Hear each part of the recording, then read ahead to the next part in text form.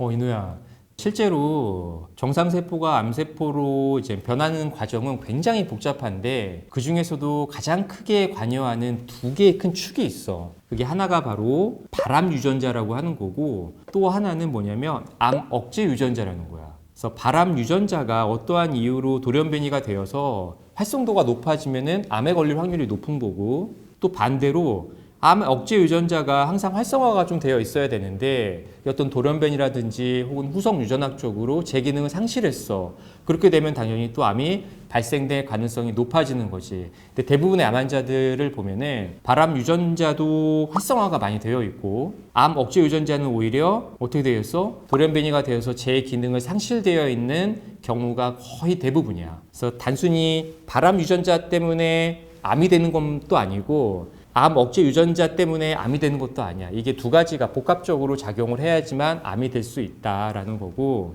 그래서 암 억제 유전자라는 거는 어떤 유전자냐면은 세포가 증식하거나 분열하는 것들 제어하는 유전자야. 우리 몸은 어떻게 되어 있냐면은 딱 필요한 순간에만 세포가 분열을 해야 돼. 필요하지 않은 상황에서는 세포가 분열할 필요가 없어.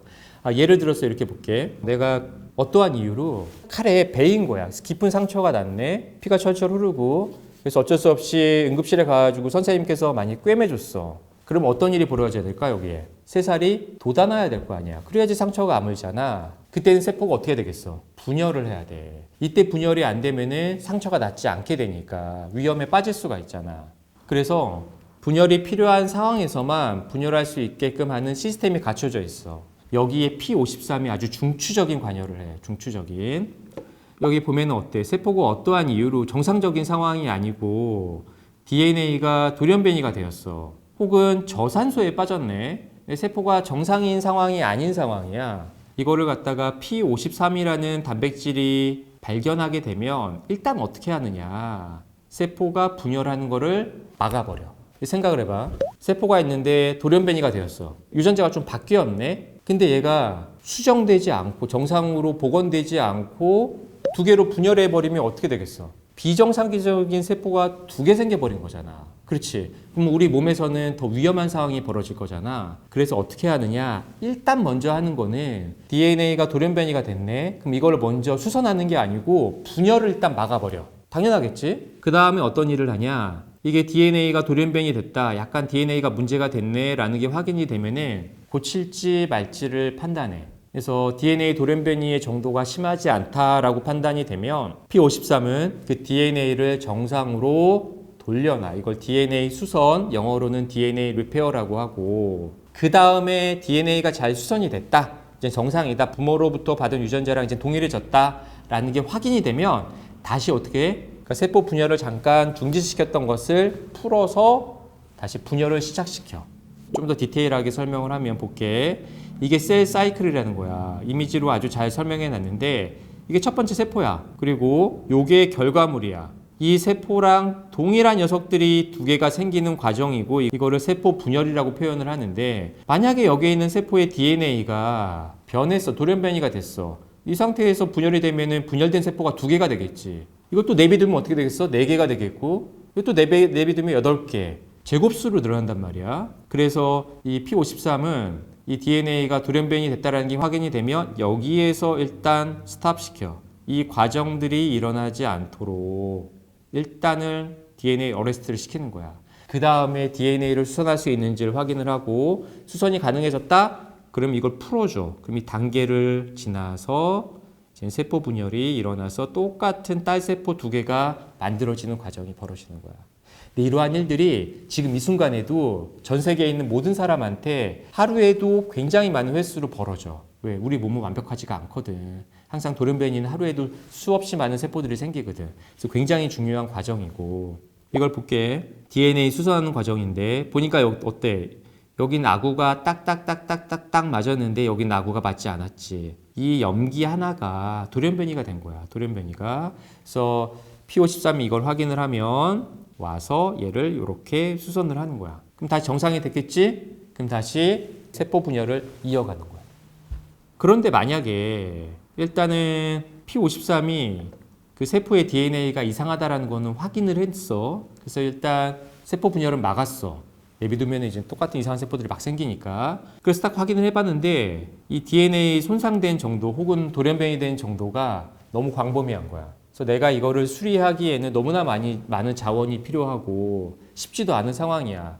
그런 상황이 되면 어떻게 하느냐? 바로 세포 자살을 시켜. 그러니까 P53이 하는 일이라는 게 얼마나 중요한지 확인할 수 있겠지. 비정상적인 세포가 생기지 않도록 통제하는 역할을 하는 거야. P53이 만약에 돌연변이가 됐다라든지 어떠한 이유로 제 기능을 못하게 되면 비정상적인 세포들이 죽지 않고 살아서 분열을 하게 되고 우리 몸에서 점점 쌓일 수가 있는 거야. 그게 바로 암이 될 가능성이 높아지는 거고. 그래서 그만큼 P53은 중요하고, 그래서 P53 이외에도 이와 비슷한 역할을 하는 암 억제 유전자가 많이 있어. 대표적인 암 억제 유전자 리스트를 좀 갖고 왔는데 위에 보다시피 P53 보이지? 옆에 보면은 P53이 어떠한 기능을 상실을 했을 때 잘 나타나는 암 종류를 여기다 기록해 놓은 거야. 대표적인 게 어떤 거야? 이제 유방암. 또 다른 대표적인 게 이제 대장암. 뿐만 아니라 P53은 사실 대부분의 암에 다 관련도가 굉장히 높아. 그 밑에 보면은 이제 환우분들도 알만한 유전자인데 이 BRCA, 브라카라고 얘기하지. 브라카1, 브라카2가 있는데 이 브라카1과 브라카2 유전자는 이게 만약에 기능을 상실을 하면 어떤 암이 많이 생겨? 보다시피 유방암이나 난소암이 많이 생겨. 그리고 이 브라카 유전자는 돌연변이 된 상태로 자식한테 유전이 좀 많이 되어서 만약에 어떤 유방암 환자 혹은 난소암 환자가 브라카 돌연변이가 되어 있다. 근데 내가 딸이 있네. 그렇다면 어떻게? 딸도 한번 유전자 검사를 시키는 경우도 좀 있어. 왜? 이 유전자가 돌연변이가 되어서 제 기능을 못하는 상태로 자식한테 유전됐을 가능성이 높아서 그렇게 되면 어떻게 됐어? 그 자식은 이러한 유방암이나 난소암에 걸릴 확률이 다른 여성에 비해서는 좀 높아지니까. 여기 있는 게 대표적인 암 억제 유전자이고 이 이외에도 암 억제 유전자의 종류는 굉장히 다양하고 새롭게 밝혀지는 것도 있어. 오늘 암 억제 유전자와 P53에 대해서 좀 알아봤는데 그래서 환자분들이 궁금해하는 게 이거더라고. 내가 조직 검사를 해봤는데 거기에 P53이 돌연변이가 되어 있다는 걸 확인하게 된 거지. 그러면은 여긴 유방에 있는 세포를 떼가지고 암세포를 떼서 봤더니 돌연변이가 됐어. 그럼 여기 유방, 여기 전절됐다고 가정을 할게. 그럼 여기는 걱정을 안 하더라도 여기 유방은 아직 있잖아. 그럼 여기 있는 세포에 또 P53이 돌연변이가 되어 있는 거 아니에요? 라고 생각할 수 있잖아. 괜히 무섭고 실제로 한쪽 유방에 암이 있었던 사람은 반대쪽 유방에 암이 걸릴 확률도 꽤 높은 편이거든. 그래서 그런 질문을 하셨는데 실제로 그러냐? 정답은 그럴 수도 있고 아닐 수도 있다야. 아무래도 이쪽 암세포에서 떼낸 결과보다는 돌연변이가 됐을 확률은 훨씬 적은 편이겠지. 그렇게 알고 있으면 될 것 같고 두 번째, 이게 더 중요한 얘기지. 그러면 여기 돌연변이 된 P53, 암 억제 유전자를 정상화시킬 수 있나요? 이론적으로는 거의 좀 어려운 얘기야. 돌연변이가 됐다라는 거는 비가역적인 변화이기 때문에 한번 돌연변이가 되면 얘가 또 다른 돌연변이가 될 가능성은 또 있겠지만 얘가 정상적인 상태로 되돌아온다라는 거는 아직까지는 굉장히 어려운 얘기이고 우리나라의 훌륭한 교수님께서 이걸 약간 정상화시킬 수 있다는 논문을 내셨는데 그걸 내가 부정하는 건 아니고 그건 아직까지 실험 단계인 얘기인 거고 현실적으로 우리 인체는 또 다르잖아. 사람 몸은 너무나 다른 환경이기 때문에 아직까지 공식적인 이론으로는 돌연변이가 됐을 때 이거를 다시 되돌리키는 건 어렵다. 너무 안타까운 얘기이지만 아직까지는 그래. 근데 실제로 그러한 시도를 했었어. 과거에 1900년도 말과 2000년도 초반에 어떠한 실험을 많이 했냐면은 바이러스를 이용해 가지고 정상적인 P53 단백질을 만들 수 있게끔 주사로 삽입하는 이러한 시도가 있었는데 정상적인 P53이 없으니까 정상적인 거 만들자 이런 거 외부에서 투여하자 이런 거야. 했는데 그 결과가 만족스럽지 못하게 나왔고 그럼에도 불구하고 몇몇 나라 특히 일본에서 많이 하는데 아직도 P53 주사를 암 환자한테 투여하고 있어.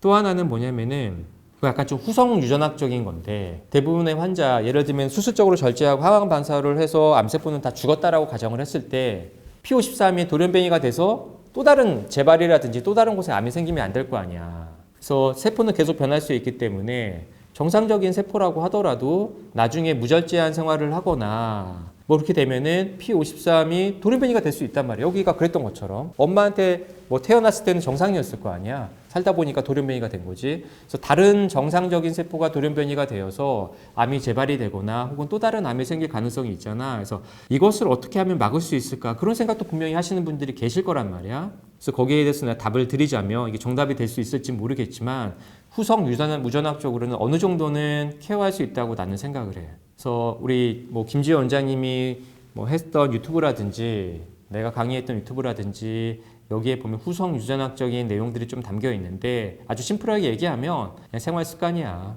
스트레스 받지 말고 좋은 음식 먹고 좋은 공기 마시고 뭐 이러한 행위를 잘 하면은 우리 몸이 오염되지 않으면 얘가 돌연변이 될 가능성은 좀 적을 수밖에 없을 거니까.